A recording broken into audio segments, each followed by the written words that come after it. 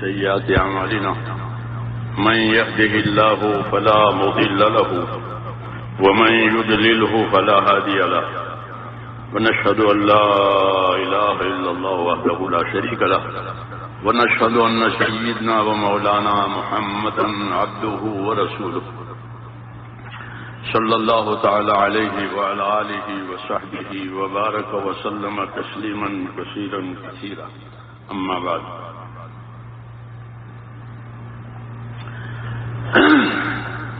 بزرگوں اور پیارے بھائیوں، سننے سنانے کا دنیا میں معمول ہے،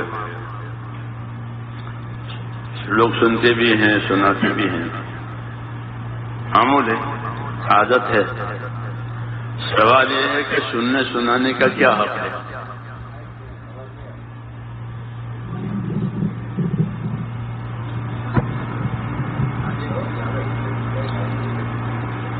آواز نہیں آ رہی ہے؟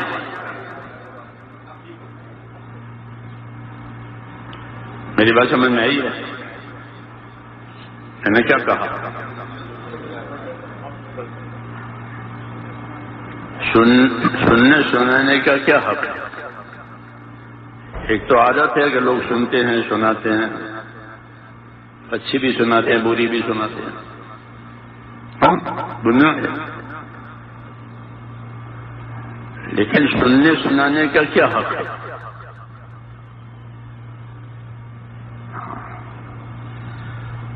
تو اللہ نے ہماری رہبری کی ہے اس کی طرف، کہ سننے سنانے کا کیا حق ہے۔ یوں فرمایا فبشر عباد الذین یستمعون القول ویتبعون احسنہ اولئک الذین ہداہم اللہ واولئک ہم اولو الالباب۔ یہ فرمایا کہ میرے بندوں کو بشارت دو، خوشخبری دو۔ اللہ کریم ہے، وہ بشارتوں سے چلاتے ہیں، ورنہ دھمکیوں سے بھی چلا سکتے ہیں۔ ہاں، نہیں کرو گے تمہاری کمر توڑ دیں گے، کیا سمجھ لیا ہے؟ یہ بھی کہہ سکتے تھے، لیکن ایسا نہیں کہا، بلکہ آپ کو حکم دیا جا رہا ہے حضور صلی اللہ علیہ وسلم کو کہ بندوں کو بشارت دو، خوشخبری دو۔ وہ بندے جو بات سنتے ہیں، الذین یستمعون القول، عربی زبان میں مستمع اس آدمی کو کہتے ہیں جو ارادے سے سنے،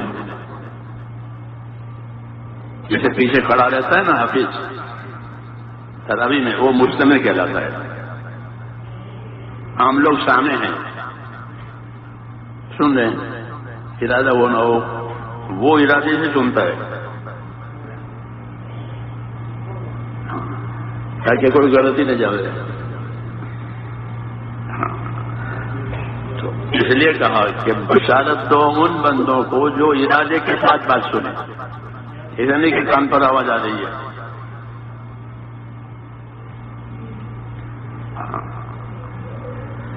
ان بندوں کو بشارت جو ارادے کے ساتھ بات سنتے ہیں کہ یہ بات مجھ سے کہی جا رہی ہے، کیونکہ اللہ کا جو کلام ہے وہ اللہ کا پیغام ہے۔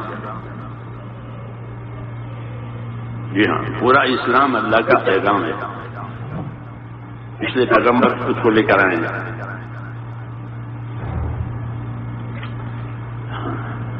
تو یہ کہا کہ بشارت دو بندوں کو جو ارادے کے ساتھ سنتے ہیں بات کو، وہ سن کر کیا کرتے ہیں؟ اس کا حق ادا کرتے ہیں۔ تو حق کیا ہے اس کا؟ یستمع القول فیتبعون احسنہ، یہ اس کا حق ہے کہ سننے کے بعد اتباع احسن کر دیں۔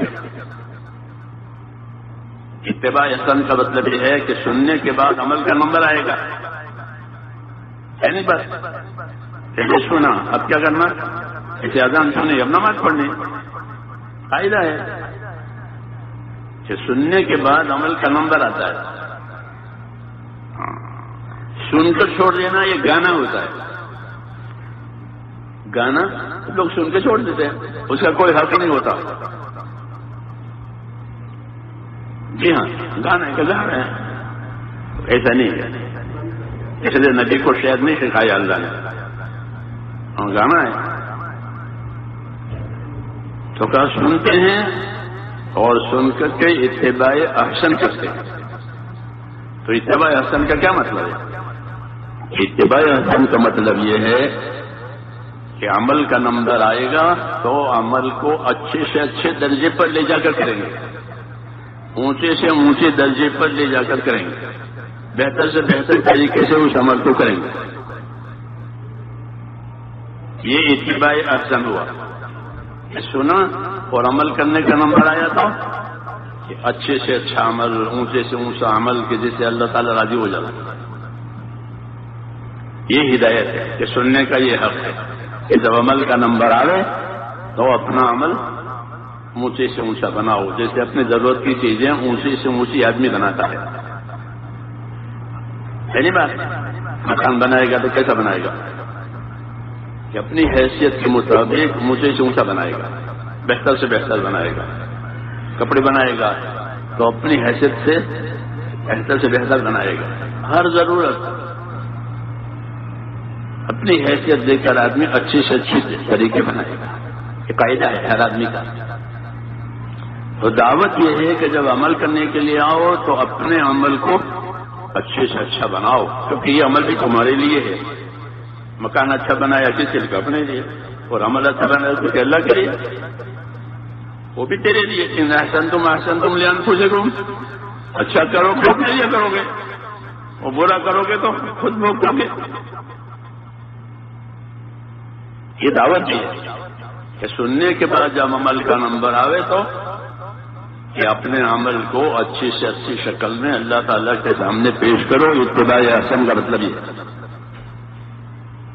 عید کے سر سے اترتا ہوں کر دیا، میں نماز پڑھی تو یہ دعوت دی کہ اللہ کی بات سنیں تو اپنے عمل کو اسی طرح اچھا کرے جس طرح اپنی ضرورت کی، اپنی راحت کی چیزوں کو اچھی سے اچھی بنا دے. نہیں آدمی اپنے گھر کے لیے کوئی چیز بنا دے اور بیچنے کے لیے کوئی چیز بنا دے، دونوں میں فرق ہے. یہ بیچنے کے لیے حلوہ اپنے گھر کے لیے بنایا وہ الگ ہے، کہ ہمارے لیے بنایا اور یہ بیچنے کے لیے بنایا، دونوں فرق کیا ہوتا. جو عمل تو کرے گا اللہ کہتے ہیں وہ تو اپنے لیے کرے گا، تو اچھا تو بنا، اس کو اپنے لیے کر رہا ہے. تو یہ دعوت دی اتباع احسن کہ جب عمل کا نمبر آوے سننے کے بعد تو اپنے عمل کو اونچی سے اونچی شکل میں اللہ کے دربار میں پیش کرے. یہ سننے کا حق ہے. یہ کہنا چاہتا ہوں سننے کا یہ ہے کہ بھائی ہم نے بات سنی اور اب جو بات کہی گئی ہے اس پر عمل کی اچھی سے شکل اللہ تعالیٰ کے لیے پیش کریں گے. یہ دعوت ہے اللہ تعالیٰ کی. اس لیے دین کی بات کو صرف سننا کافی نہیں ہے، صرف سنانا کافی نہیں ہے، بلکہ سن کر سنا کر اس کا حق ادا کرنا ہے.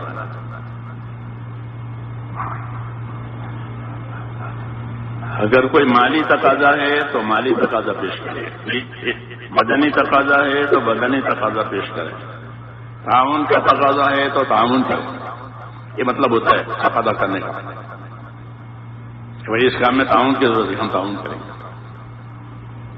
سمجھنا ہی نہیں بات. یہ بات اس وجہ سے ہے کہ اللہ نے دنیا کو دارالحقوق بنایا ہے. کیا بنایا؟ کہ حقوق ادا کرنے کی جگہ دنیا ہے اور بدلہ پانے کی جگہ وہ آخرت، اور کچھ نہیں ہے. اتنا ہی ہے کہ دنیا کو اللہ تعالیٰ نے حقوق ادا کرنے کی جگہ قرار دیا ہے.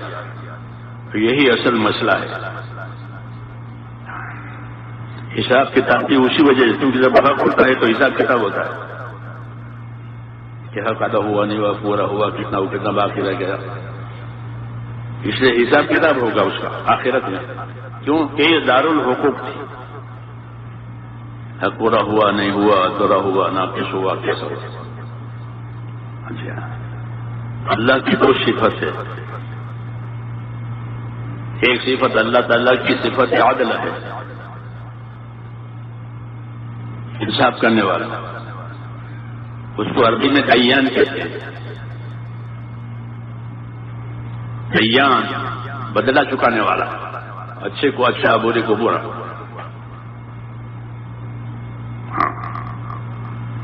تو اللہ قیامت میں اعلان کریں گے کہ انا دیان،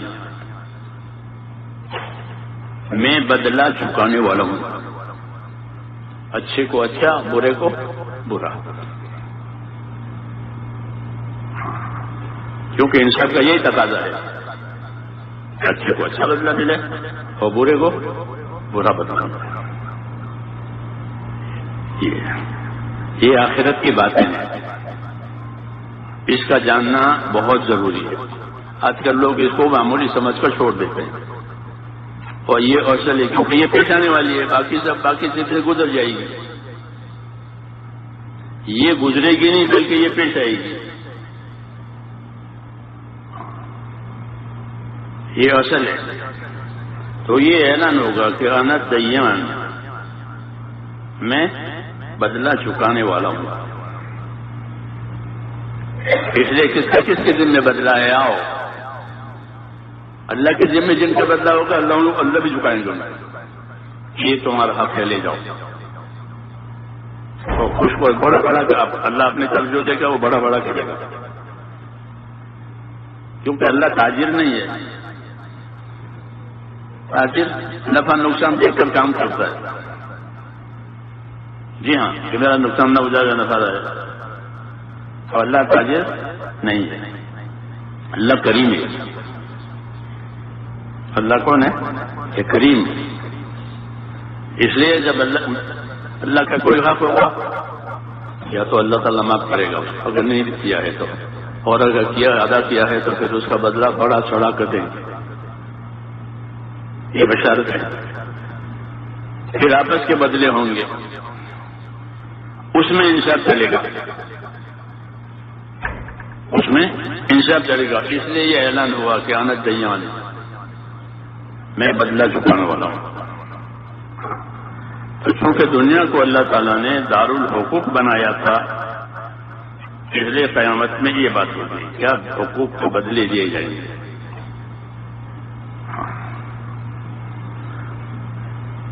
دنیا کے لوگوں نے دنیا کو اپنی خواہش کی جگہ بنایا. کھاؤ پیو، پھر کے پھر کچھ نہیں ہے. ایسا نہیں ہے. اللہ تعالیٰ کہتے ہیں ایسا نہیں ہے، بلکہ تمہاری اپنی زندگی تم کو ایک نتیجے پر لے جائے گی. یہ کہا ہے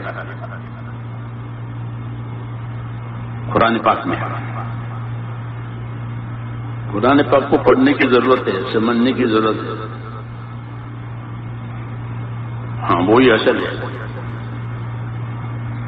کہ تمہاری زندگی تم کو کہاں لے جائے گی؟ ایک نتیجے پر لے جائے گی. افحسبتم انما خلقناکم عبثا وانکم الینا لا ترجعون.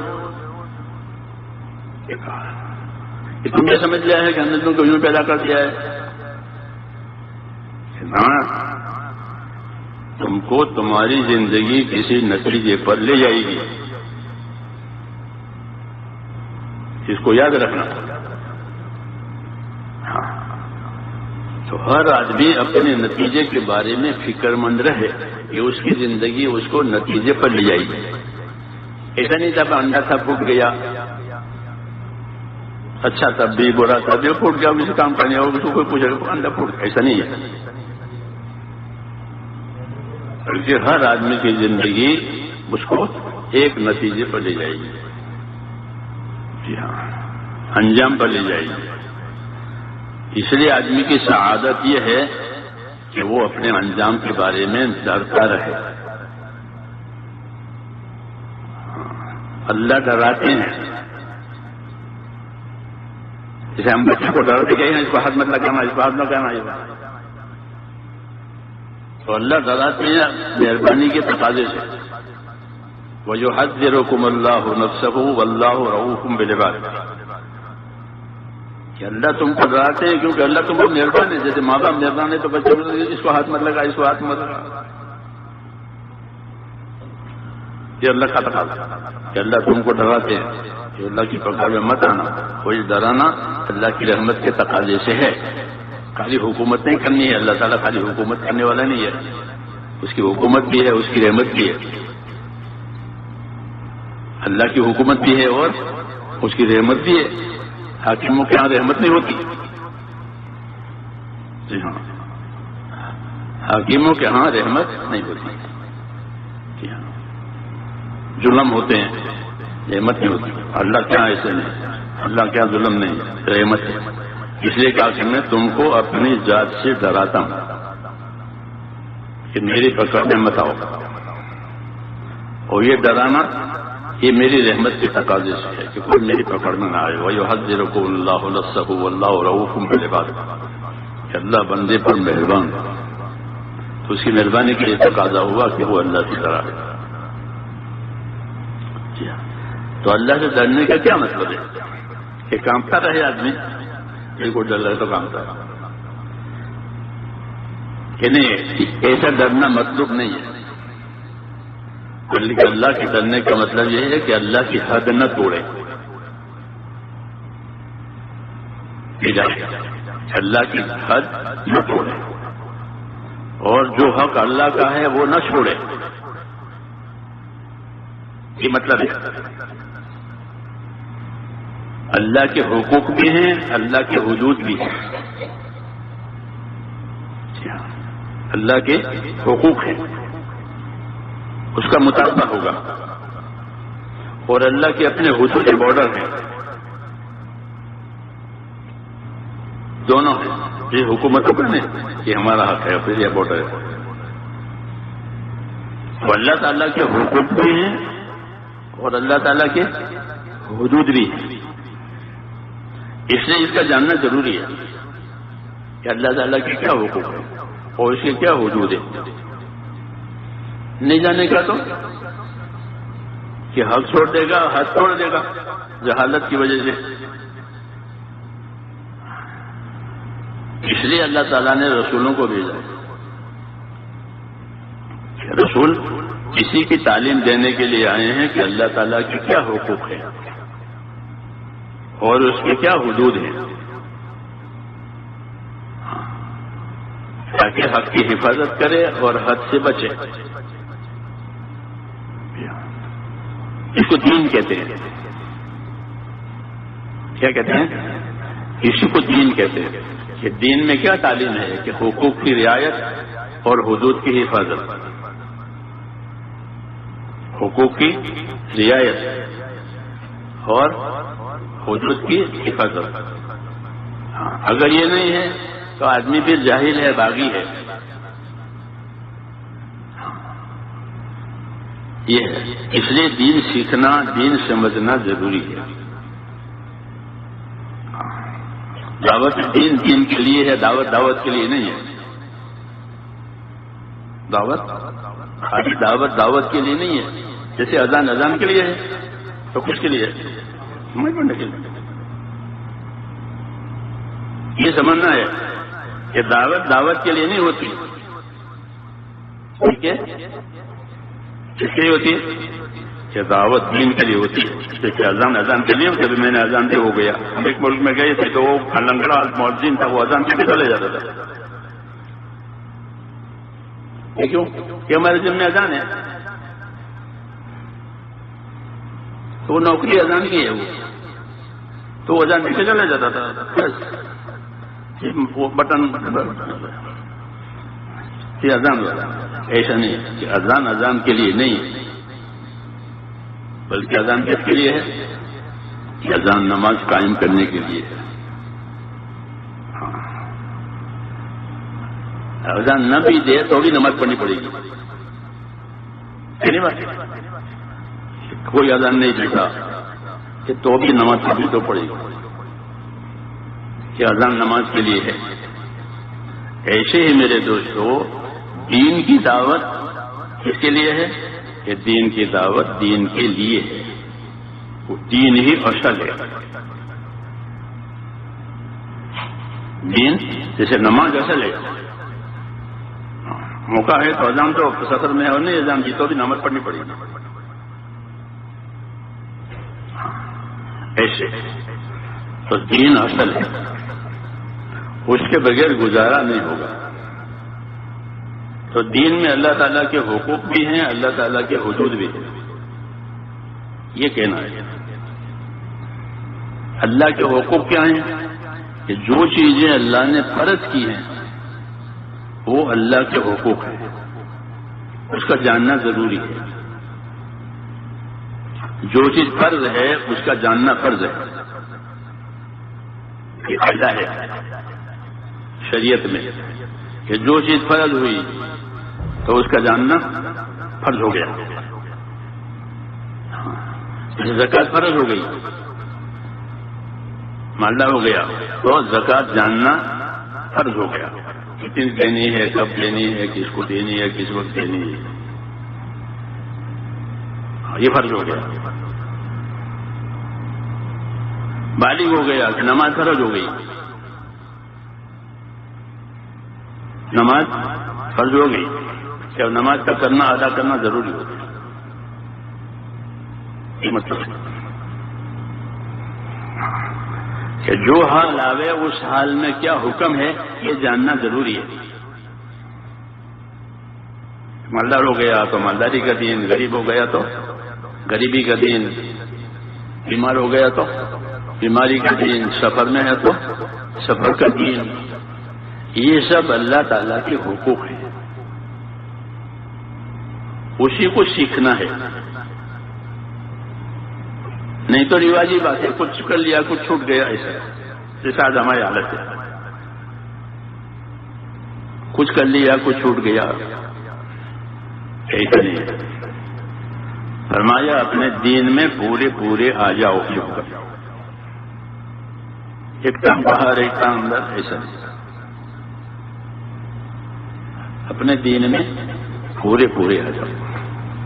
یہ ذمہ داری دی ہے ادخلوا فی السلم کافہ. اپنے دین میں پوری پڑھو کہ یہاں اللہ تعالیٰ کے دین کا کیا تقاضا ہے، یہاں اللہ نے کیا حکم دیا ہے. یہی مطلب ہمارے تیسرے نمبر علم و ذکر کا ہے. علم و ذکر تیسرے نمبر کا دہراتے ہیں ساتھی، جو کا یہ مطلب ہے کہ یہاں اللہ تعالیٰ کی طرف سے مجھے کیا علم دیا گیا ہے، پھر اس پر عمل کرے وہ اس کا ذکر ہو جائے گا. سمجھ میں آئی گا؟ ہاں. کہ آپ کسی مسلمان کے سامنے آئے تو کیا حکم ہے؟ اس کو سلام کرو. ابتدا بالسلام، سلام میں ابتدا کرنا، یہ بات اللہ کو بہت پسند ہے. سلام میں ابتدا کرنے والا کبر اور تکبر سے بری ہوتا ہے جو سلام میں ابتدا کرتا. ایک مثال ہے کہ بھائی مجھے بھائی ملے تو یہ مجھے ملے تو کیا دین ہے کہ اس کا دین ہے کہ اس کو سلام کرو، اسے خندہ پیشانی سے ملو. تو خندہ پیشانی سے ملنا صدقہ ہے، یعنی صدقے کا ثواب ملے گا. یہ مطلب ہے علم و ذکر کا کہ یہ حالت ہے، اس حالت کا کیا دین ہے اور اس دین کی مجھ کو کیا فضیلت ملے گی. یہ تبلیغ، یہ تبلیغ. اس لیے اس کام کو سمجھنے کی بہت ضرورت ہے. مولانا الیاس صاحب میں اس کو قاری نبوت سمجھتا ہوں. تبلیغ قاری نبوت، نبیوں کا کام بہت اونچا. اس لیے الحمدللہ اللہ تعالیٰ کی توفیق سے ہم آپ چل رہے ہیں تو اللہ کی توفیق ہے. اس پر جتنا بھی شکر کرے کم ہے، لیکن اس کو سمجھنے کی بہت زیادہ کوشش کرنا چاہیے، نہیں تو یہ رسم بنے گا. کوئی بھی دین کا عمل اگر اس کی وہ حقیقت نہیں ہوتی تو پھر وہ رسمی طور پر لوگ کر لیتے ہیں، اس کا اثر نہیں پڑتا، بلکہ دین کے کاموں کا اپنے اوپر ایسا اثر ہونا چاہیے جیسے دواؤں کا اثر ہوتا ہے۔ بیمار دوا لیتے ہیں ڈاکٹر کے مشورے سے، تو کوئی روٹین تھوڑی ہوتی ہے، روٹین ہوتی ہے، رواج ہوتا ہے کہ نہ طبیعت کے تقاضے کی وجہ سے دوا لیتا ہے،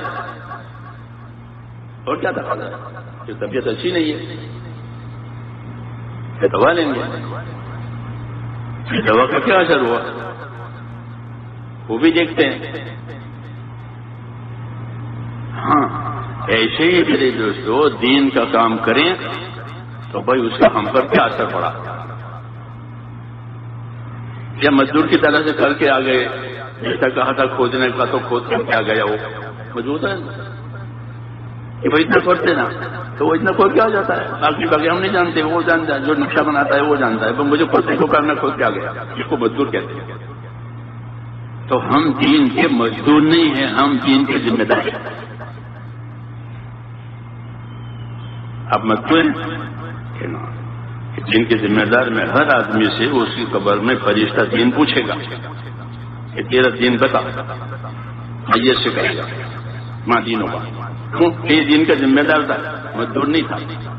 مزدور ہوتا ہے، نوکری کرتا ہے، اپنے کام کر کے چلا جائے گا، بگڑے نہ بگڑے وہ نہیں جانتا، مزدور ہے وہ ایک ذمہ دار ہے، دونوں میں فرق ہے۔ تو ہم جو ہیں میرے بھائیوں اپنے دین کے ذمہ دار ہیں۔ دین بگڑ کر آیا، دین بن کر آیا، یہ دیکھا جائے گا، سمجھ گئے؟ اس لیے اپنے دین کو اپنی زندگی میں بنانا ہے، اسی کے لیے یہ کام ہے۔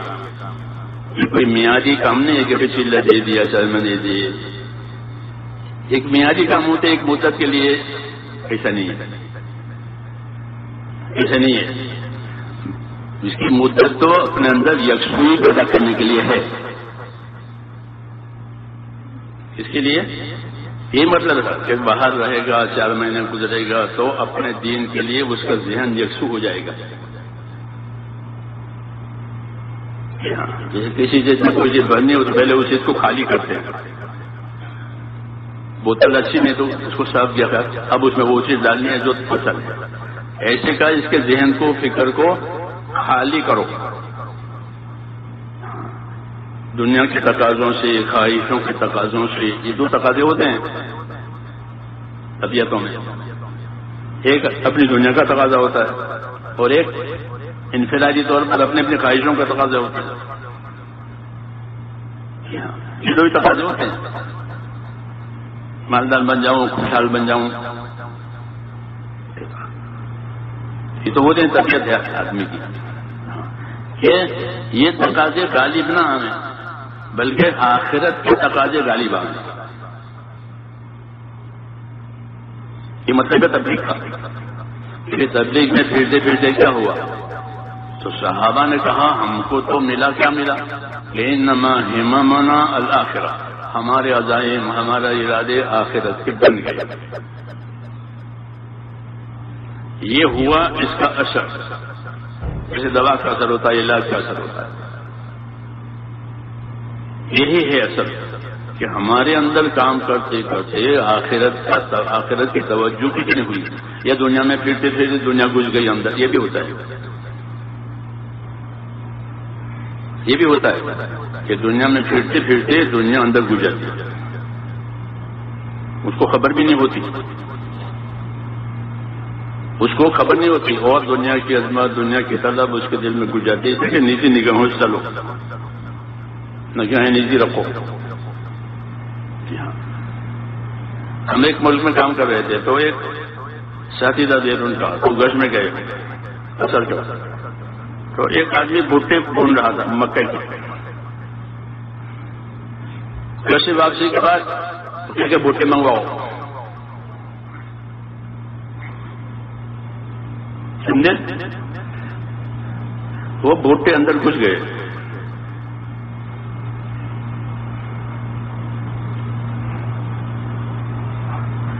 ہاں یہ سب کو ہوتا ہے. جیسے مولانا فرماتے ہیں تو میں ملک میں پھرنے کے اس وقت لائق بناؤں گی جب ان کی دنیا پر تم کو تھوکنا آ جائے گا کہ تیری دنیا کی وجہ سے میں نے کوئی قیمت نہیں ہے، میں تیری دنیا پر تھوکتا ہوں. تب تو تم ملکوں میں پھرنے کے لائق بنو گے، نہیں تو وہ اندر کو جائے گی. جیسے فرماتے تھے ملکوں میں پھرو اور اپنی معاشرت مت بدلو. کیا مت بدلو؟ جیسے گزرتا تھا اپنے گھروں میں سیتا ساتا رہتے ویسے ہی رہو. جنہیں کے ملکوں میں پھر کر آ گئی تو اپنے معاشرت بدل گئی. ہاں جب معاشرت بدل گئی تو کام نہیں چلے گا. اب ان کی جیسی زندگی گزارنی پڑے گی جن ٹھیک کرائی تھی ویسی وہ تقاضے پیدا ہوں گے تو پھر دنیا کمانی پڑے گی. تو وجہ نکلے تھے دنیا کا کچھ لے اندر. یہ نزاکتیں ہیں کام کے اندر. اس لیے صحابہ کہتے تھے کہ ہماری اصل فکر آخرت کی ہے اور یہی اصلی اثر ہے. ہر دوا کی خاصیت ہوتی ہے نا کہ دوا کی خاصیت یہ دوا نے اثر کیا، دوا نے اثر کیا. تو صحابہ نے جب دین دیا، دین کا کام لیا تو ان پر اس نے کیا اثر کیا. تو وہ بتاتے تھے کہ ہماری فکریں آخرت کی بن گئی، یہ دوا نے اثر کیا اور یہی صحیح اثر ہے کہ ہماری فکریں کس کی بن گئی؟ آخرت کی بن گئی. کیونکہ اللہ تعالیٰ نے ہم کو آخرت کے لیے پیدا کیا ہے کہ دنیا کے لیے پیدا کیا. دنیا کو ہمارے لیے پیدا کیا ہے، ہم کو دنیا کے لیے نہیں پیدا کیا. ہم کو آخرت کے لیے پیدا کیا. اب تک فیما عطاک اللہ الدار الاخرہ کہ تجھ کو جو کچھ دیا ہے ہم نے اس سے تو اپنی آخرت بنا. یہ ہر آدمی کو دعوت ہے کہ حاکم کو حکومت ملی تو اپنی حکومت سے کیا بنا رہے؟ آخرت بنا رہے. تاجر کو تجارت ملی تو اپنی تجارت سے آخرت بنا رہے. مالدار کو مالداری ملی اور مالدار اپنی مالداری سے آخرت بنا رہے. غریب کو غریبی ملی تو وہ کیا کرے؟ بھیک مانگے، بھیک مانگے، چوری کرے کہ نہیں اپنی غریبی سے اپنی آخرت بنا رہے. فضائل صدقات کا دوسرا حصہ ہے وہ غریبوں کے لیے لکھا ہے. یہ غریبی میں غریبی کے کیا دین ہو پڑھنا اس کو. غریبی میں غریبی کا کیا دین ہو، کیونکہ حضور غریبوں کے بھی نبی ہیں، مالداروں کے بھی نبی ہیں. یا خالی مالداروں کے نبی ہیں؟ صحابہ میں غریب لوگ بھی تھے نہیں تھے اور مالدار لوگ بھی تھے، متوسط بھی تھے، سب کے نبی. ہاں تو سب کو طریقہ دیا. غریبی کا یہ دین ہے، مالداری کا یہ دین ہے. اسی کا نام ہے ہماری تبلیغ میں علم و ذکر. جو جس حال میں ہے اس حال کا دین اپنے اندر بنا رہا. یہ حق ہے. یہ کیا ہے؟ یہ حق ہے. یہی اس کام کی غرض ہے. یہی اس کام کی غرض ہے کہ جو جس حال میں ہے اس حال کا اپنے اندر دین بنا رہا.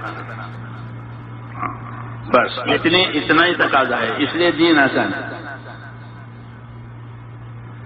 اور دین بنانے اور دین کے بارے میں دو چیزیں دھیان میں رکھیں کہ میں جو یہ دین بنا رہا ہوں اس کی کیا فضیلت ہے اور اس کا کیا طریقہ ہے. سمجھ میں بھائی؟ مثلا تاجر تجارت کا دین بناتا ہے وہ دیکھے مجھے تجارت کے دین پر اللہ کیا دیں گے.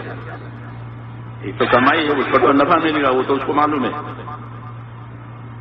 وہ یہ کہ میں نے تجارت کا دین بنایا، اپنے تجارت میں دین کو داخل کیا اور مجھے اس تجارت پر کیا ملے گا وہ اس کے دھیان میں ہو. جیسے حضور نے فرمایا کہ سچا ایماندار تاجر یہ نبیوں کے ساتھ ہوگا، شہیدوں کے ساتھ ہوگا اور عرش الہی کے سائے میں ہوگا. تجارت کی فضیلت تجارت کی فضیلت ہے۔ مولانا محمد یوسف رحمۃ اللہ علیہ فرماتے تھے کہ ہمارے دین میں ہر شعبے کے فضائل ہیں، ہر شعبے کے مسائل ہیں، ہر شعبے کے فضائل، ہر شعبے کے مسائل۔ اس لیے کوئی شعبہ چھوڑنا نہیں ہے، تجارت بھی کرنی ہے، مزدوری بھی کرنی ہے، ذمہ داری بھی کرنی ہے، عہدے داری بھی کرنی ہے، سب کرنا ہے، سب کرنا ہے۔ اور جب وہ شعبہ ہو تو اس کے فضائل جانے اور اس کے مسائل یعنی اس کے کرنے کے طریقے جانے، تو وہ شعبہ اس کو دین بن جائے گا، وہ اس راستے سے جنت میں چلا جائے گا، اس کو شعبہ بدلنے کی ضرورت نہیں ہے۔ کیوں کہ ہر شعبے کے فضائل ہیں اور ہر شعبے کے مسائل ہیں۔ مسائل یعنی اس کے کرنے کے طریقے، یہ طریقہ صحیح ہے، طریقہ ناجائز ہے، اس سے دین بن جاتا ہے۔ کیا بن جاتا ہے؟ دین۔ یہی مقصد ہے دعوت کا، علم و ذکر کا یہی مقصد ہے کہ تم جو شعبے میں ہو اس شعبے کا تمہارے پاس علم ہونا چاہیے۔ اس کی کیا فضیلت ہے، میری تجارت کی کیا فضیلت ہے، میری مزدوری کی کیا فضیلت ہے، میری کھیتی باڑی کی کیا فضیلت ہے، میری نوکری کی کیا فضیلت ہے، اور اس کے کرنے کا کیا طریقہ ہے، تو وہ شعبہ دین بن گیا۔ خالی مسجد میں بیٹھے رہنا ضروری نہیں کہ مسجد میں بیٹھے رہیں گے تو دین بنے گا، ایسا نہیں ہے کہ مسجد میں بھی بیٹھیں گے اور مسجد کے باہر بھی جائیں گے تاکہ مسجد والی چیز باہر چلے، وہ یہی مطلب ہے اس کا کہ مسجد والی زندگی باہر چلے، یعنی مسجد میں جو زندگی سکھائی جاتی تھی حکموں والی، فضائل والی، مسائل والی، وہ باہر بھی چلے۔ حضرت علی فرماتے تھے کہ مسلمانوں کے مارکیٹ ایسے ہی ہوتے ہیں جیسے ان کی مسجدیں ہوتی ہیں۔ مسلمانوں کی بات ہو رہی، دوسروں کی نہیں ہو رہی، کہ مسلمانوں کے مارکیٹ کیسے ہوتے ہیں؟ سوق المؤمنین کا مسلح ہوں، کہ مسلمانوں کے مارکیٹ کیسے ہوتے ہیں؟ جیسے ان کی مسجدیں ہوتی ہیں، مسجد میں کوئی غلط کام کرتا ہے؟ نہیں کرتا، مسجد ہے غلط کام نہ کرو، کہ فرمایا وہ مارکیٹ میں بھی ایسا ہی ہوتا ہے جیسے مسجد میں ہوتا ہے۔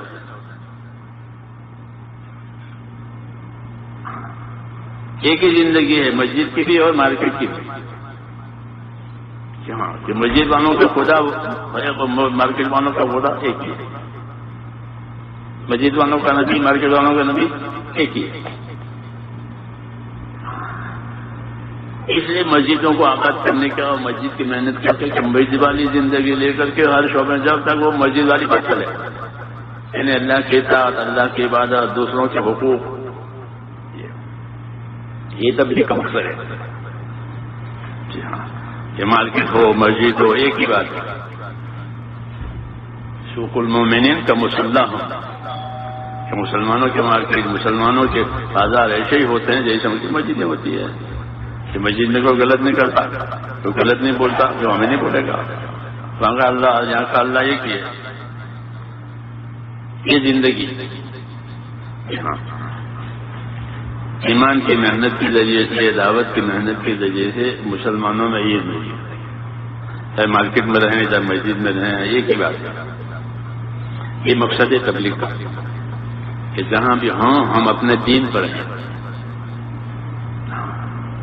جہاں بھی رہیں، کہاں رہیں، اپنے دین پر، اپنے دین کے کام پر، اپنے دین کے تقاضے پر، تاکہ ہر جگہ سے اس کو کامیابی ملے، مسجدوں سے بھی، مارکیٹوں سے بھی، دفتروں سے بھی، سب جگہ سے کامیابی ملے۔ حضور صلی اللہ علیہ وسلم ایسا طریقہ لے کر آئے، اس کے لیے اللہ تعالیٰ نے ہم کو دین کا کام دیا ہے، دین کی محنت دی ہے کہ اگر یہ محنت صحیح معنی میں سمجھ لیا تو پھر مسلمان دنیا دار نہیں ہوتا ہے۔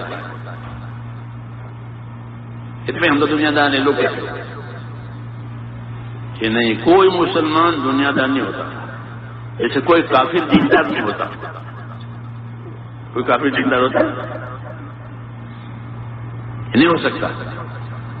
ایسے کوئی مسلمان دنیا دار کہ دنیا دار نہیں ہو سکتا. مسلمان دنیا دار نہیں ہوتا. اس کو اللہ نے اسلام دیا ہے، دین دیا، وہ دیندار ہے. دنیا دار تو کافر ہوتا ہے، کیونکہ وہ دنیا کو پہچانتا ہے، آخرت کو مانتا نہیں ہے. کافر آخرت کو نہیں مانتا. ان ہی الا حیاتنا الدنیا نموت ونحیا وما نحن بمبعوثین. کچھ نہ، یہی دنیا ہے، جئیں گے مریں گے بس ختم ہو جائیں گے، آخر کچھ نہیں. تو وہ آخرت کو نہیں مانتا، اسی لیے وہ کافر ہے. کہ اللہ آخرت کہتے ہیں کہ آخرت ہے، وہی کہ آخرت نہیں ہے. تو کافر ہی دنیا دار ہوتا ہے، مسلمان دنیا دار نہیں ہوتا. وہ اپنی نادانی سے یہ کہتا ہے کہ ہم دنیا دار ہیں. جی ہاں، یہ کہنا تو جائز ہے کہ ہم گنہگار ہیں، یہ تو ٹھیک ہے کہ بھائی ہم گنہگار، تو یہ سب گنہگار. اللہ کہتے تم سب گنہگار ہو، خطا کار ہو. لیکن یہ کہ دنیا دار کہ ہم دنیا دار نہیں. اللہ نے ہم کو دین دیا ہے. کیا دیا ہے؟ وَرَضِيتُ لَكُمُ الْإِسْلَامَ دِينًا. یہ بڑا انعام ہے کہ ہم نے تمہارے لیے اسلام کو دین بنا کر پسند کر کے دیا ہے. پسند کر کے ایک چیز دی ہے تو کتنی بڑی بات ہوگی. اور پسند بھی کس چیز کی؟ اللہ کی. ہاں، کوئی دوست پسند کر کے کوئی چیز لاوے. وہاں دلی میں ایک ہے وہ ابرار، تو وہ تاجر ہے فروٹ کا. تو جمعرات کے دن آوے تو وہ پپیتے لاوے. پپیتوں کی تجارت ہے، یا حیدرآباد وغیرہ سے ان کے پپیتے جاتے ہیں. تو وہ پپیتے بہت میٹھے ہوتے ہیں. پھر اس کے جانے کے بعد جب ہم بازار سامنے کی دکان ہے وہاں سے پپیتے خریدے، وہ ایسے نہیں ہوتے.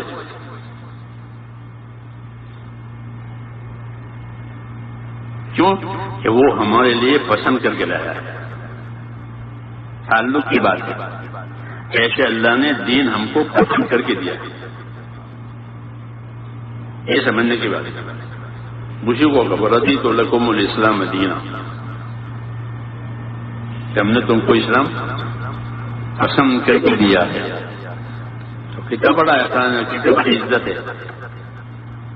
کہ ہمارے لیے ایک چیز اللہ پسند کرے. اور اس کے مقابلے میں دین کا کام چھوٹ جائے، دین کی باتیں چھوٹ جائے، تو یہ کتنا بڑا نقصان ہے.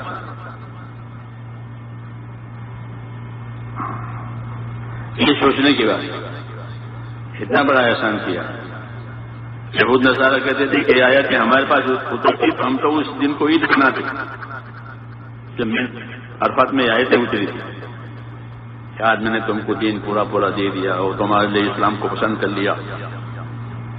تو وہ یہودی حضرت عمر سے کہتا تھا کہ اگر یہ آیت ہمارے پاس آتی تو اس تاریخ کو ہم عید بناتے، اور ہر سال عید مناتے جیسے بناتے ہیں، کیونکہ بڑا اعزاز ہے اللہ کی طرف سے. جی ہاں، تو حضرت عمر ہمارے عید بنی ہوئی ہے، عرفات کے دن اترے ہے، اور ہر سال عرفات کا میدان جب میں آباد ہوگا، وہ تو ہے ہمارے، ہم کو بنانے کی ضرورت نہیں ہے، اللہ نے ہم کو دی. تو مطلب یہ کہ اللہ نے ایک بڑی چیز دی. اس لیے میرے بھائیوں، ہمارے پاس ایک تو اپنے دین کی قدر ہونی چاہیے کہ ہم کو اللہ نے دین دیا ہے. اس کو سوچا کرے کہ اللہ نے ہم کو دین دیا ہے. جب دین دیا ہے تو دین کا کیا تقاضا ہے؟ تو دین کا تقاضا اطاعت ہوتا ہے. کیا ہوتا ہے؟ کہ اللہ نے دین دیا ہے تو اطاعت کرو. یہی مقصد ہے نبیوں کے آنے کا. کہ نبی کیوں آتے ہیں؟ کہ دنیا میں اللہ کی اطاعت قائم کرانے کے لیے. وما ارسلنا من رسول الا لیطاع باذن اللہ. کہ جب کبھی کوئی رسول زمین پر آیا ہے تو وہ اس لیے آیا ہے تاکہ اللہ کی اطاعت قائم کرے. اور کوئی مقصد رسول نہیں ہوتا، اپنی حکومتیں کرنی ہوتی اور اپنی تجارت کچھ نہیں. اللہ کی اطاعت اللہ کے بندوں میں آ جائے. اس لیے وہ ایمان کا کلمہ لے کر آتے ہیں اور اطاعت کی دعوت دیتے ہیں کہ اللہ پر ایمان لاؤ. اور ایمان کا تقاضا اطاعت ہے. ایمان کا کیا تقاضا ہے؟ اللہ پر ایمان لائیں، انہیں اللہ کی اطاعت کریں گے. اپنی جان مال کو امانت سمجھیں گے. اطاعت کا مطلب یہ کہ جو طاقتیں جو صلاحیتیں اللہ تعالیٰ نے ہم کو دی ہے وہ کیا ہے کہ وہ اللہ کی امانتیں بھی ہیں, اللہ کی نعمت بھی ہے, دونوں ہیں. نعمت بھی ہے اور امانت بھی ہے کہ اللہ نے مال دیا ہے کہ مال نعمت بھی ہے اور مال امانت بھی ہے. تو مولانا پڑھے نہیں جو مولانا تھانوی کا ملفوظ کہ مال حضور فرماتے ہیں مال کہ مال زندگی کا بہت بڑا سہارا ہے. نعمت ہے مال زندگی میں, کہ مال زندگی کا بڑا سہارا. نعمت نمونہ جس میں کہ مال زندگی بڑا سہارا. تو اللہ مال دے تو مال بھی نعمت دے, صحت دے تو صحت بھی نعمت دے, ہر چیز نعمت ہے اللہ تعالیٰ. مگر جس طرح وہ چیز نعمت ہے اس طرح وہ امانت بھی ہے. دعوت میں یہی امانت کا پہلو واضح کیا جاتا ہے کہ تمہارے پاس جو چیز ہے وہ تمہاری نہیں ہے بلکہ وہ کیا ہے, وہ اللہ کی امانت ہے. تو امانت کا کیا مطلب ہوا کہ اس سے تمہیں حقوق ادا کرنے ہیں. امانتیں اس لیے دی ہیں جیسے پولیس والوں کو گاڑیاں ملتی ہیں وہ سب, تو کیا کرنا ہے, شکار کرنے کے لیے. اچھے اچھے گھوڑے ہوتے ہیں ان کے ہوا کھانے کے لیے کہ گھوڑے بیٹھے ہوا کھاؤ کہ نا, وہ گھوڑے سرکاری ہیں, سرکاری کام کے لیے.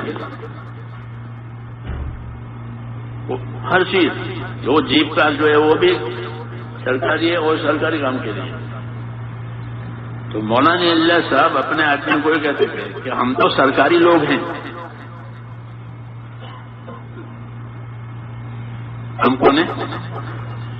ہم کو جو چیز ملا ہے وہ سرکاری کام کے لیے ملی ہے. کہتے تھے لوگوں سے آنکھیں ملی ہے تو کس کے لیے, گناہ کرنے کے لیے کہ نہیں, عبرت سے دیکھنے کے لیے. کہ آنکھوں سے عبرت سے دیکھو کہ اللہ نے کیسی کیسی چیزیں دی ہے. قرآن شریف کو دیکھو, حدیثوں میں قرآن شریف کو دیکھو آنکھوں سے. تو فرماتے تھے ہم تو سرکاری لوگ ہیں اور ہماری سب چیزیں سرکاری ہے, سرکاری کام میں لگے گی.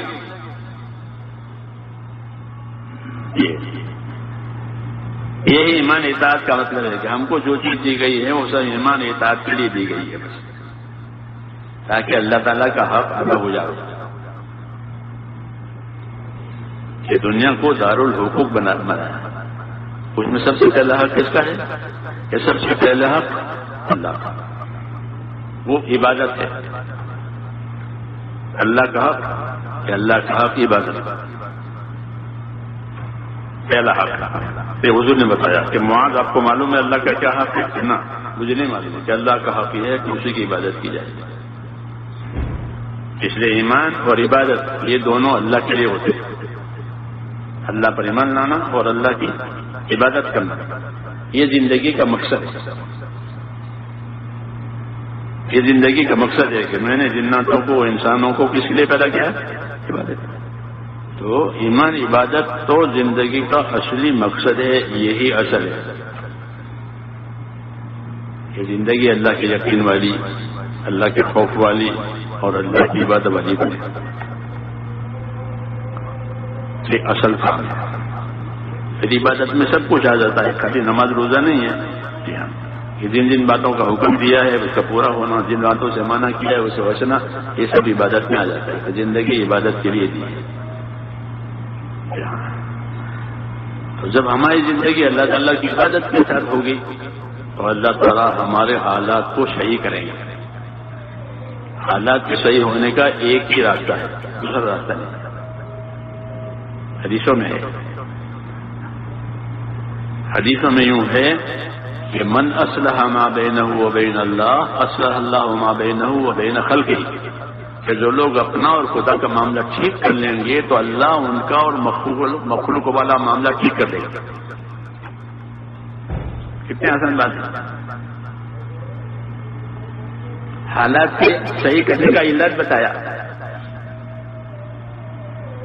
کہ جو لوگ اپنا اور خدا کا معاملہ ٹھیک کر لیں گے تو پھر اللہ ان کا اور مخلوق والا معاملہ ٹھیک کر دیں،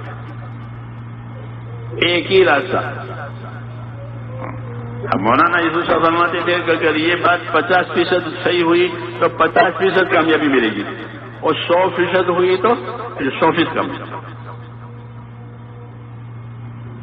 کہ مسلمانوں نے 100% اس کو پورا کر دیا، جو اللہ چاہتے تھے وہ کہ ان کی 100% کامیابی ہو جائے گی، اور 50% کی ہے تو 50% باقی رہا۔ یہ فائدہ ہے کہ جو لوگ اپنا اور خدا کا معاملہ ٹھیک کر لیں گے تو اللہ ان کا اور مخلوق والا معاملہ اللہ ٹھیک کر لے گا۔ تو یہ بالکل آسان راستہ ہے۔ تو اللہ کا معاملہ تو بہت آسان ہے، ایمان سے، عبادت سے اور انصاف سے اللہ سے معاملہ سے ہو جائے، اور کچھ نہیں کرنا پڑتا۔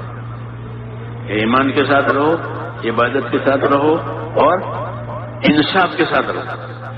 انصاف کے ساتھ رہو گے تو دوسروں کے حقوق پامال نہیں ہوں گے، بلکہ دوسروں کے حقوق ادا ہو جائیں گے، کیونکہ انصاف کا یہی تقاضا ہے کہ جو اپنے لیے پسند کرو وہ دوسروں کے لیے پسند کرو، جو اپنے لیے نہ پسند کرو وہ دوسروں کے لیے نہ پسند کرو۔ انصاف کا یہ تقاضا ہے، انصاف کا حکم دیا ہے کہ انصاف سے رہو،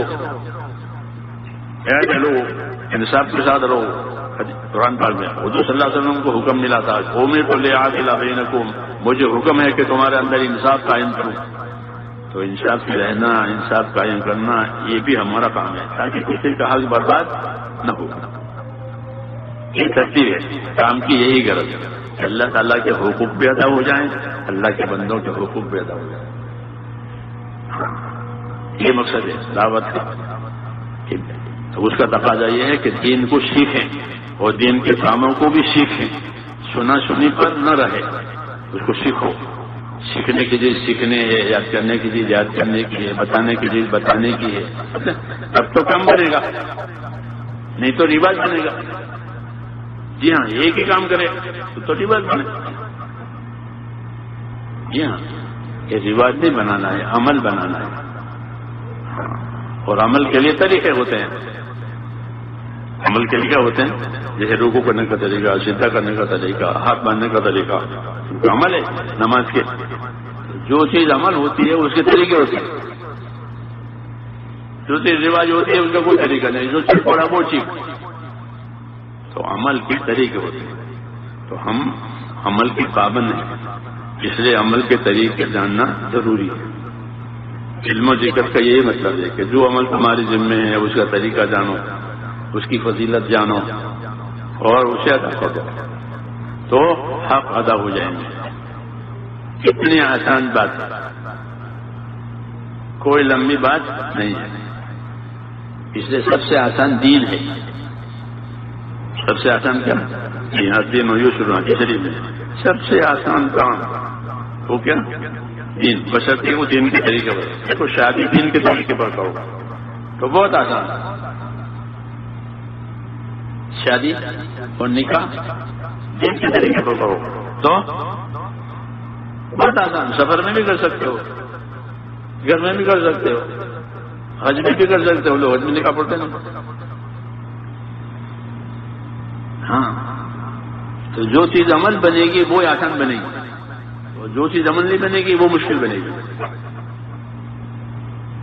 ہاں، اس لیے نبی عملوں کا طریقہ سکھانے کے لیے آتا ہے، وہ سنت کہتے ہیں۔ کیا کہتے ہیں؟ کہ اپنی زندگی سنتوں والی بناؤ، پھر کوئی مسئلہ ہی نہیں ہے۔ اپنی زندگی سنتوں والی بناؤ۔ نبی کو نبی ماننے کا مطلب ہی یہی ہے کہ ہم ان کے طریقوں پر چلایا جائے، اپنے آپ ان کی سنتوں کا اپنے آپ کو پابند کیا جائے۔ محمد رسول، کلمے کے دو حصے ہیں، ایک لا الہ الا اللہ اور ایک محمد رسول اللہ۔ حکم اللہ کے آئیں گے، طریقے محمد صلی اللہ علیہ وسلم کیا ہوں گے؟ حکم محمد صلی اللہ علیہ وسلم کے نہیں ہوتے، حکم وہاں سے آتے ہیں آسمان سے، اور طریقے یہاں سے ملتے ہیں۔ ہاں، ان کا جاننا ضروری ہے، اسی کا نام علم و ذکر ہے کہ یہ اللہ کا حکم ہے، یہ نبی کا طریقہ ہے، یہ اللہ کا حکم ہے، یہ نبی کا طریقہ ہے۔ اب لوگ اس کو سیکھتے نہیں ہیں، تو بغیر سیکھے ہر کام مشکل۔ بغیر سیکھے سائیکل چلا گیا، پیدل سائیکل، چلا سکتے ہیں؟ کیوں کسی کا نہیں ہے؟ حالانکہ وہ اتنی کہ خطرناک چیز نہیں ہے کہ ہاں، لیکن سیکھنا ضروری ہے۔ تو میرے بھائیو، آج دین مشکل اس لیے ہو گیا ہے کہ اس کے سیکھنے کا رواج ختم ہو گیا۔ دین سیکھو، دین سیکھو تاکہ دین آسان ہو جائے، بغیر سیکھے ہر کام مشکل۔ تو دین آج مشکل ہو گیا کہ اسے سیکھنے کا رواج نہیں ہے۔ یہ عمومی محنت عمومی طریقے سے دین سیکھنے کے لیے ہے، عمومی محنت ہے، اللہ تعالیٰ چلنے کرو اور عمومی دین سیکھو، کلمہ سیکھو سب سے پہلے۔ کسی کو کلمہ یاد نہیں ہے تو آپ کلمہ سکھاؤ گے نہیں سکھاؤ گے؟ تو عمومیت کا مطلب ہے کہ شروع سے بہت سے لوگ ہیں تو ان کو کلمہ یاد نہیں ہے،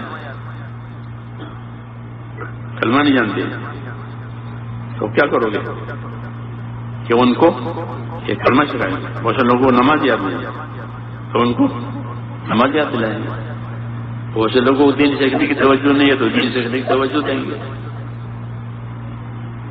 یہ دعوت میں کہ دعوت ہے اس لیے کہ زندگی کے طریقے سیکھو اور اس کو سکھاؤ۔ نہ جانتے ہو تو جاننے والوں سے پوچھا کرو۔ علم و ذکر کا یہ مطلب ہے۔ آدمی ڈاکٹر کے پاس جاتا نہیں جاتا کیوں؟ کوئی علاج جانتا نہیں ہے تو علاج جاننے والا کے پاس جاتا ہے۔ بلڈنگ بنانی ہے تو بلڈر کے پاس جاتا ہے۔ کوئی سرکاری کام ہوتا ہے تو وکیل کے پاس جاتا ہے۔ کورٹ کچہری کا کام ہے نا تو کہاں جائے گا؟ وکیل کے پاس۔ ایسے دین کا کام ہے تو اور نہیں جانتے ہیں تو کہ دین کے جاننے والوں سے پوچھا کرو تاکہ غلط نہ کرو، تو غلط کرنے کا وبال آتا ہے اور صحیح کرنے کا انعام ہوتا ہے۔ اس لیے حکم ہے کہ جو چیز نہیں جانتے ہو اسے پوچھ لیا کرو، اسے یاد کر لیا کرو۔ فاسألوا اہل الذکر ان کنتم لا تعلمون۔ اگر تم نہیں جانتے ہو تو جاننے والوں سے پوچھ لیا کرو، جیسے دنیا میں رواج ہے۔ بھائی پوسٹ آفس کہاں ہے؟ پوچھیں گے نا بھائی پوسٹ آفس کہاں ہے؟ تو کوئی بھی بتا دے گا۔ یہ منع کرے گا؟ نہیں منع کرے گا۔ پوسٹ آفس ریلوے اسٹیشن نہیں ہے، رواج ہے، عادت ہے لوگوں کی، پوچھنے والے کو بتانے والے ملیں گے۔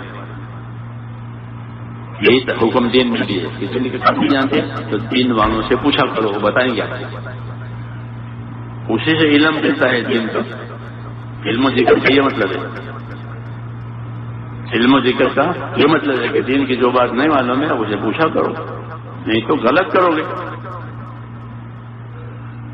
وقت برباد ہوگا غلط کرنے کی وجہ سے۔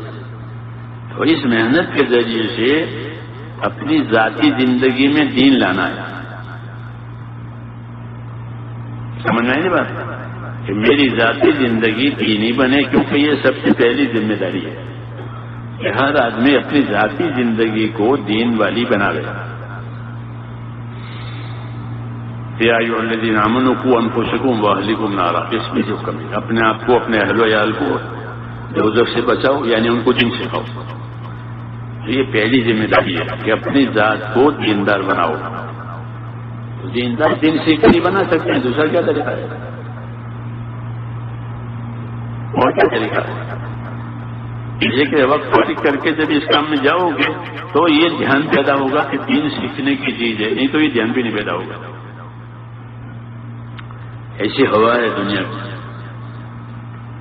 ہاں شعور بھی نہیں ہوگا، اس کام سے شعور آتا ہے، دھیان آتا ہے۔ اس لیے فرماتے تھے بار بار نکلو اللہ کے راستے میں، مولانا جیسا فرماتے بار بار نکلو اور دور دور جاؤ، بار بار نکلو اور دور دور جاؤ، اس لیے کہ تاکہ اندر اترے۔ پھر جاننے کے بعد نہیں جانتا وہ پوچھے گا، جو غلط چیز ہے وہ زندگی میں سے نکل جائے گی، صحیح زندگی آ جائے گی۔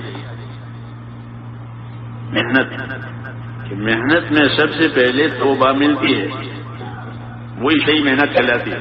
جس محنت سے اپنے آپ کو توبہ ملی وہ محنت صحیح.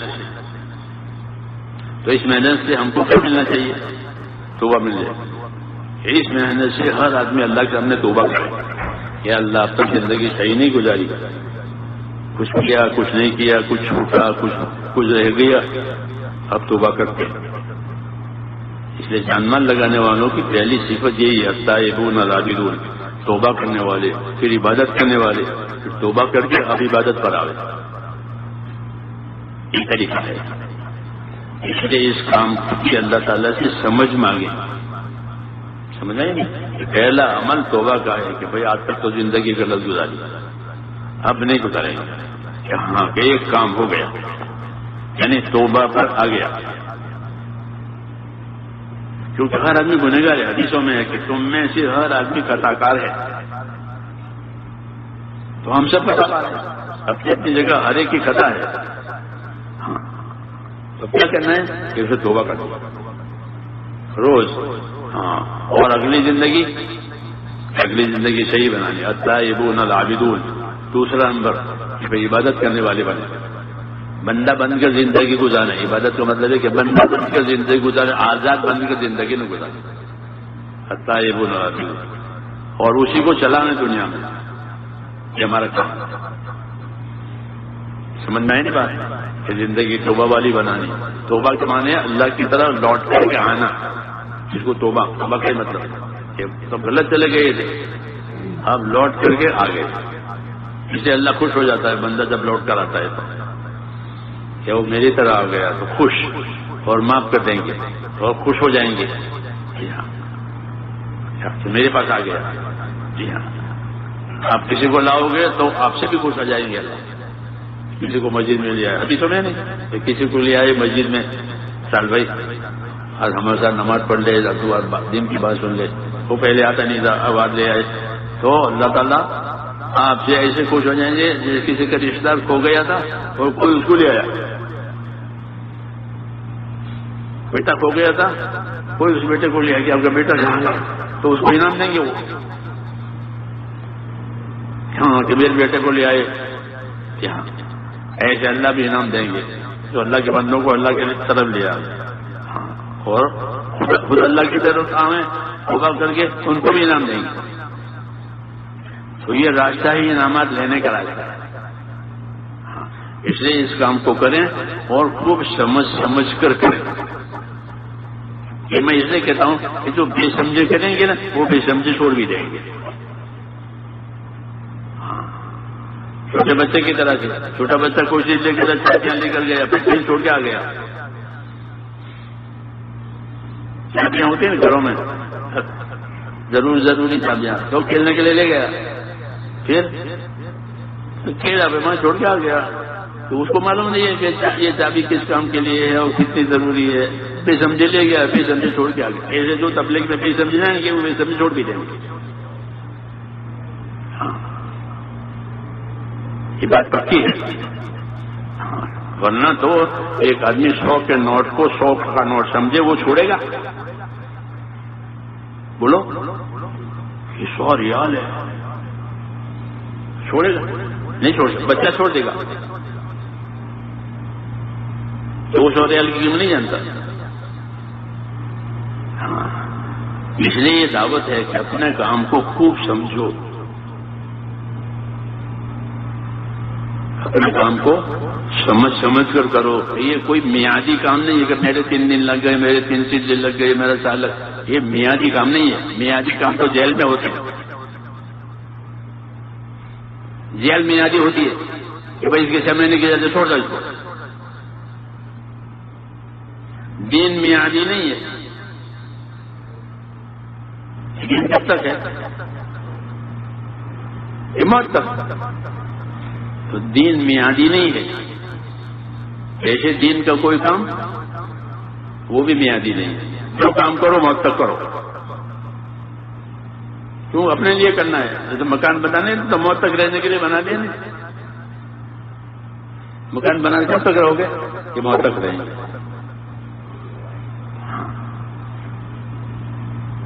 تو مکان بنایا موت تک رہنے کے لیے، کاروبار کیا موت تک کے لیے. تو دین وہ دین کے کام کہ وہ بھی موت تک کے، اس کو استقامت کہتے ہیں. کیا کہتے ہیں؟ استقامت کے ساتھ رہو کہ موت تک اس کو کرنا ہے بس. حضرت عمر فرماتے تھے جیسے زندگی گزارو گے ویسے مرو گے، اور جیسے مرو گے ویسے قبروں سے اٹھو گے. اس لیے اپنی زندگی کو دین والی بنانی ہے کہ دین کے ساتھ جئیں، دین کے ساتھ مریں، اور پھر قبر میں سے اٹھیں گے تو کس حال میں اٹھیں گے؟ حدیثوں میں لا الہ الا اللہ کہتا ہوا اٹھے گا اور چہرہ روشن ہوگا، چہرہ روشن ہوگا ایمان کے نور سے. وہ لا الہ الا اللہ کہتا ہوگا تو کافر کیسے کہا ہوگا؟ ہائے ہائے تباہی، ہائے تباہی، اور چہرہ اس کا کالا ہوگا. کفر کی ظلمت اور ایمان کا نور. اس کو فرمایا تھا کہ جیسے زندگی گزارو گے ویسے مرو گے، اور جیسے مریں گے ویسے. اس لیے حدیثوں میں دعا ہے اللہم اجعل الحیات زیادۃ لی فی کل خیر واجعل الموت راحۃ لی من کل شر. یہ دعا ہے اللہم اجعل الحیات زیادۃ لی فی کل خیر. اے اللہ میری حیات کو ہر خیر بڑھنے کا ذریعہ بنا دے کہ میری حیات میں مجھے ہر خیر ملے، اور میری موت کو ہر شر سے بچنے کا ذریعہ بنا دے کہ کوئی شر مجھے نہ ملے موت پر، نہ پہلے نہ بعد. یہ پیاری دعا ہے، وہ اس لیے سکھائی کہ دعا بھی مانگو اور دعا کے تقاضے پر اپنے آپ کو استعمال بھی کرو. دعا مانگنا بھی عبادت اور دعا کے تقاضے پر اپنے آپ کو استعمال کرنا وہ بھی عبادت. خالی دعا کر کے نہ بیٹھے، پھر دعا بھی مانگے اور دعا کے تقاضے پر کام بھی کریں. عبادت تو دعا بھی عبادت ہے، دعا کے تقاضے پر جو کام کرو گے وہ بھی عبادت. تو یہ دعا مانگی کہ اللہم اجعل الحیات زیادۃ لی فی کل خیر. اے اللہ میری حیات کیسی بنا کہ ہر خیر میں زیادتی ہو جاوے، ہر خیر میں زیادتی ایسی زندگی دے کہ کسی خیر سے محروم رہے، اور میری موت کہ ہر شر سے حفاظت ہو جائے. موت سے پہلے کے شر سے بھی، موت کے بعد کے شر سے بھی، ایسی موت ہو کہ ہر شر سے حفاظت ہو. تو اللہ سے ایسی دعائیں بھی مانگی ہیں اور اپنے آپ کو پابند بھی کرنا، دین کے کاموں کے، دین کے تقاضوں کے. انفرادی زندگی بھی دینی بنے اور ماحول بھی دینی بنے. خالی ماحول کے حساب سے نہیں چلنا ہے کہ ماحول ہے تو کام ہو گیا. کہ نہیں، ماحول بھی افراد سے بنتا ہے. جیسے ایک انچ سے نہیں لیکن چوسے ہی دیوار بنتی ہے، ایک انچ سے نہیں بنتی. ایسے جب مجمع کا مجمع انشاءاللہ تیار ہوگا تو ماحول بنے گا، ماحول میں بھی آسان ہو جاتا ہے. اس لیے محنت کرنی ہے تاکہ ماحول بنے. ہماری محنت سے اللہ ماحول بنا رہے ہیں، لوگوں کو دین پر چلنا آسان ہو جائے گا محنت کرنے کی وجہ سے. اس لیے ہم کو اپنے دین پر چلنے کا بھی اجر ملے گا، اور دوسروں کے لیے آسانی کی ہے اس کا اجر بھی ملے گا، کیونکہ راستہ بنایا انہوں نے. محنت کرنے والوں سے راستے بنتے ہیں، پھر دوسرے لوگ چلتے ہیں. صحابہ کی دو قسمیں ہیں، ایک وہ قسم جو فتح مکہ سے پہلے مسلمان ہو کر انہوں نے کام کیا، دوسرے وہ جو فتح مکہ کے بعد مسلمان. فتح مکہ کے بعد راستے کھل گئے تو پہلے والوں نے راستے بنائے، تو یہ بعد والے اس راستے پر چلے. تو سب صحابہ ہیں، اللہ نے فرمایا، لیکن درجے میں یہ ایک دوسرے سے کم ہے کہ پہلے والوں کا درجہ بڑا، بعد والوں کا درجہ ان کے مقابلے میں کم کہ انہوں نے راستہ بنایا اور یہ راستے پر چلے. آج ہم کام کریں گے کسی ملک میں جا کر تو وہاں راستہ بنے گا، وہاں راستہ بنے گا ہماری محنت سے، پھر لوگ اس کو چلیں گے. تو ان کے مقابلے میں ان کو اللہ فضیلت دیں گے کہ آئے کہ انہوں نے راستہ بنایا. اسی نیت سے کام کرنا ہے کہ ہماری زندگی میں بھی دین آوے اور ہماری محنت سے دین کے راستے بنے، اور لوگ دین کو دین سمجھ کر دین کا کام کریں. یہ اس امت کا کام ہے، یہ اس امت کا کام ہے. اس لیے اپنے آپ کو پابند کریں، اصولوں کا پابند بھی کریں، مشوروں کا بھی پابند کریں، تحقیق کا بھی پابند کریں، اس سے کام آسان ہو جائے گا۔ کریں گے انشاءاللہ؟ ہاں، کون کریں گے؟ اپنے ارادے بھی بتاؤ، اور تقاضے جو بھی دیے جائیں ذمہ داروں کی طرف سے اسے اوڑھ لو اپنی طاقت کے مطابق۔ ہاں، کیونکہ تقاضے پیدا نہیں کیے جائیں گے تو ترقی نہیں ہوگی۔ حکومت تقاضے پیدا کرتی ہے کہ سر اتنا بیلنس ہے، 5 سال کا یہ ہے، جی ہاں تقاضے پیدا کرتی ہے، پھر وہ حکومت جو لوگوں نے وصولیات بھی کرتے ہیں، یہ 5 سال کا پلان، یہ 5 سال کا پلان، جی ہاں۔ تو ملک کی ترقی ایسے یہاں بھی کہ تقاضے بھی پیدا کیے جائیں گے، تقاضے پورے بھی کیے جائیں گے۔ ہاں، نبی تقاضے بتاتا ہے، امت تقاضے پورا کرتی ہے۔ نبی تقاضے بتاتا ہے، فلانا کام کون کرے گا؟ تو اٹھ کر ایک آدمی کا میں کروں گا۔ تو تقاضے پیدا کرنا اور پھر تقاضے پورے کرنا، ان دونوں سے نبوت کا مقصد پورا ہوتا ہے۔ سمجھ نہیں بات؟ تقاضے بھی پیدا ہے، فلاں ملک میں ضرورت ہے، فلاں جگہ ضرورت ہے، فلاں جگہ ضرورت ہے، تو یہ کون کریں گے؟ پھر اس کے کرنے والے کھڑے ہو جائیں گے۔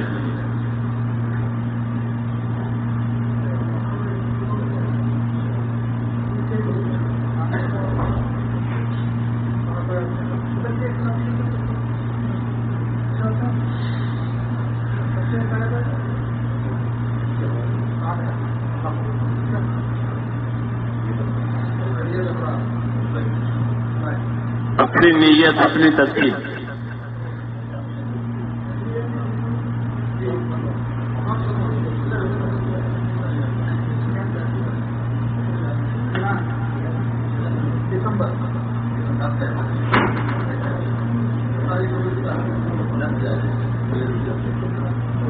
اچھا کتنا نہیں ضرور جائیں، غریب ملکوں میں بھی جانا ہے، مالدار ملکوں میں بھی جانا ہے۔ ہاں،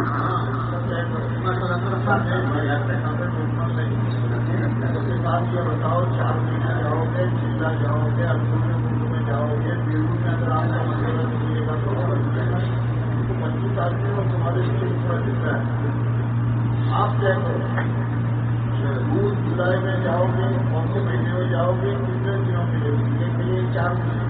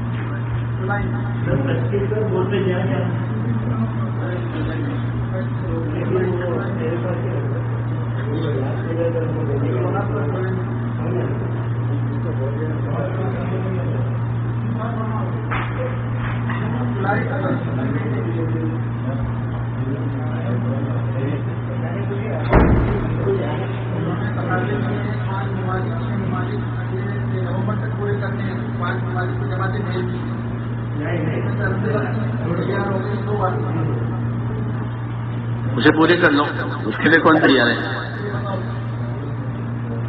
امریکہ، آسٹریلیا کی تیار ہے، انگلینڈ کی بھی تیار ہے، اور البانیا کی بھی تیار ہے۔ اس میں اور مزید شادی ہو سکتی ہے۔ پروفیسر اللہ کی چھٹی آ رہی ہے، 17 جون کو فرمائے بچوں میں آ گیا۔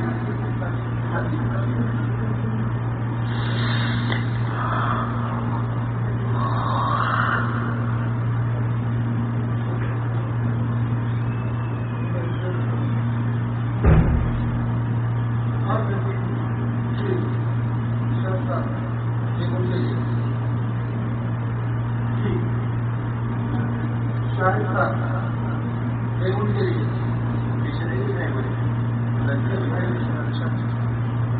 اور تمام افسر خان صاحب اور حافظ صاحب کینیڈا کے لیے بات بتا رہے ہیں.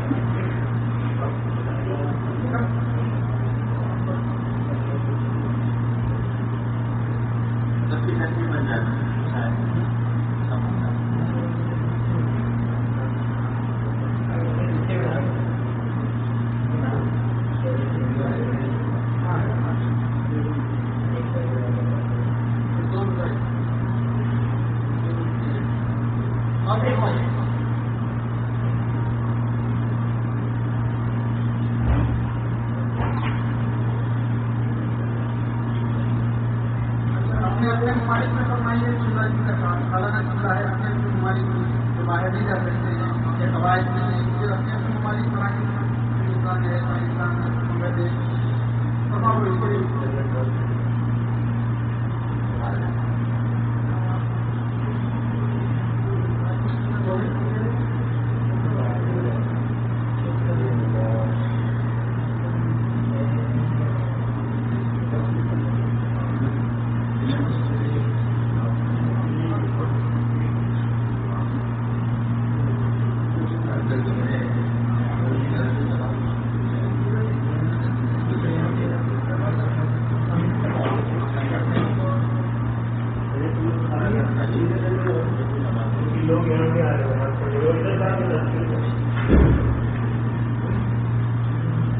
الحمدللہ.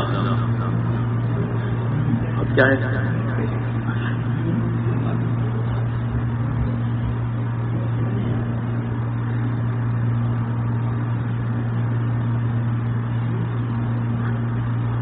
ہماری محنت میں جو اجتماعی دعا ہوتی ہے وہ انفرادی دعا سکھانے کے لیے ہوتی ہے.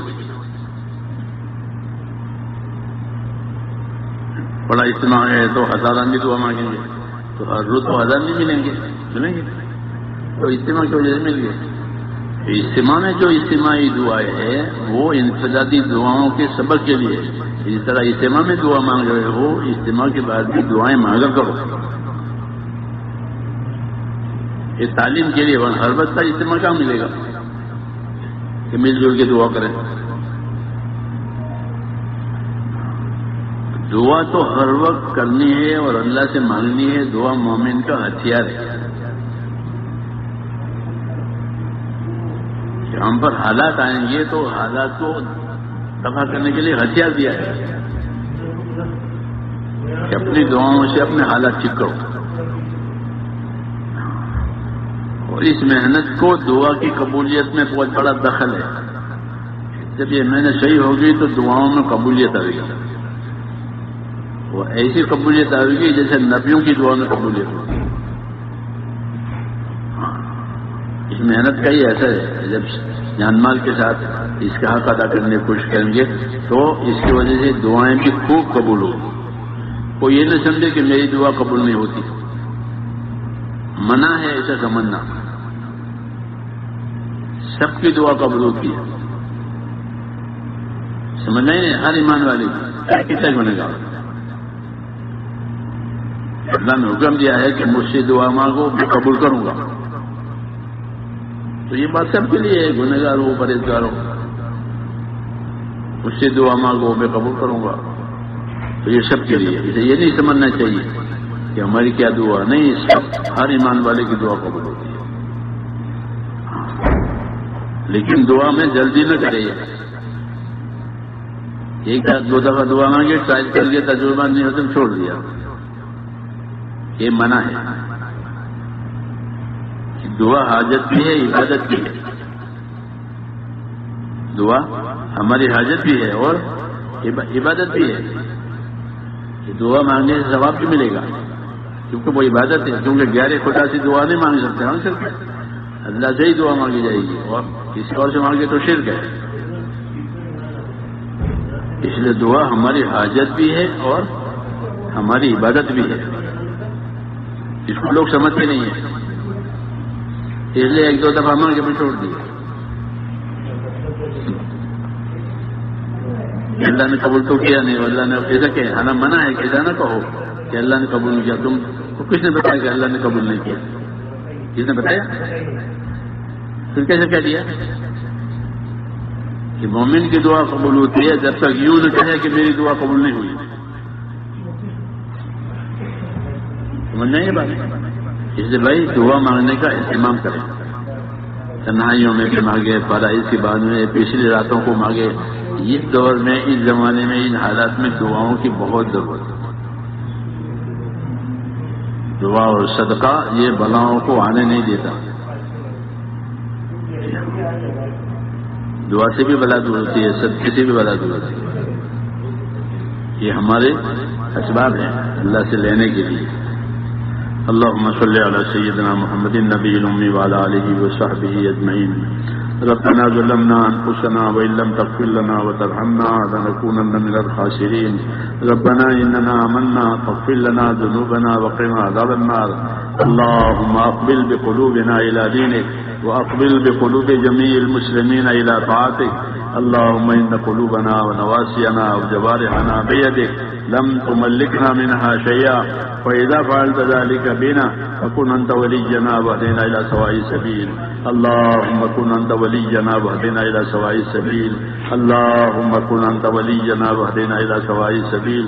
اے اللہ ہماری مغفرت فرما، اس مجمع کی مغفرت فرما، اس مجمع کی مغفرت فرما، یہ مجمع جہاں جہاں چلا جائے ان کی بھی مغفرت فرما، اور اے اللہ پوری امت کی پوری مغفرت فرما۔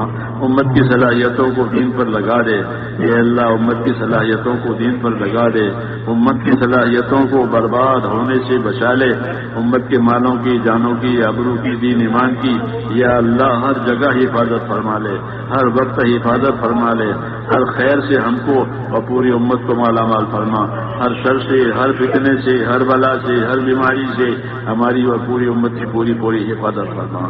جس کام کے لیے اللہ اپنے اس امت کو پیدا فرمایا ہے پوری امت کو اس کام کی طرف متوجہ فرما، اور امت کی صلاحیتوں کو دین پر لگا دے، اور دین کو اور اس محنت کی کرنے والوں کی بھرپور تائید اور مدد فرما، آسانیاں پیدا فرما، جتنی رکاوٹیں ہیں یا اللہ وہ رکاوٹوں کو دور فرما، جتنی جائز ضرورتیں ہماری اٹکی ہوئی ہے اے مولا اپنے کرم سے ان ضرورتوں کو پورا فرما دے، اس میں برکت عطا فرما دے، اس میں خیر مقدر فرما دے، جتنے خیر حضور صلی اللہ علیہ وسلم نے مانگی ہے ہم کو بھی وہ خیر عطا فرما دے، اور جن شرور سے پناہ چاہیے ان تمام شرور سے ہمیں بھی اپنی پناہ میں لے لے۔ جن دوستوں بھائیوں نے دعاؤں کے لیے کہا لکھا ہے یا اللہ ان کی جائز مرادیں پوری فرما، ان کی پریشانیاں دشواریوں میں آسانی فرما، ان کے امور میں برکت عطا